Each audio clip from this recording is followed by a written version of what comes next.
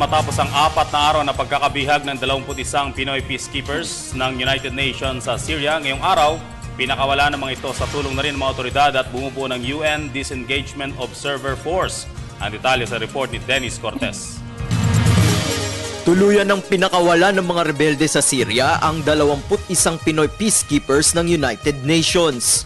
Matapos ang 4 na araw na pagkakabihag sa bayan ng Jamla o sa boundary ng Syria at Israel. Sinalubong ng grupo ni Damascus United Nations Arab League Peace Envoy Mokhtar Lamani ang mga Pinoy na tumawid patungong Jordan.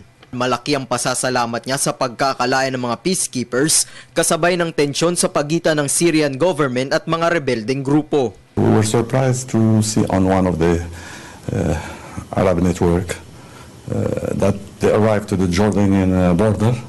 We called the CDS, we're in the Jordanian border, we're going to be in Jordan. I asked them, one of our people, they gave me one, he confirmed, but at least in the end, thank God, all of them are alive and they're safe.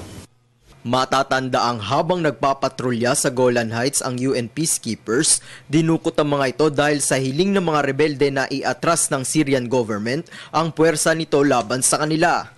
Kamakailan na udlot din ang pagpapalaya sa mga Pinoy dahil sa sunod-sunod na pagbomba sa ilang bahagi ng Syria. Bagamat hindi pa alam kung kailan maiuuwi ng bansa ang 21 Pinoy, mananatili muna sa tanggapan ng United Nations Disengagement Observer Force sa mga ito para bigyan ng atensyon medikal at debriefing. Para sa Telebisyon ng Bayan, Dennis Cortez.